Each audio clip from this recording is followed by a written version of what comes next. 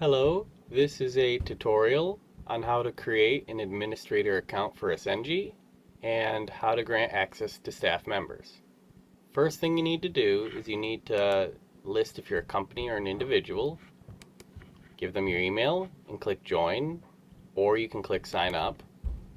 You can enter your personal information and then you can click the subscription of your choice. After that, when you fill everything out, you should be able to log in. Once you've created your account, you should be able to go to the dashboard, administrator, staff access, and you should be able to enter the name, the role, and submit. You can also grant access to staff by going to staff and clicking the plus button. And you can enter in their information and then you can save it that way. This should allow both you and your staff to access ACENji. Thank you.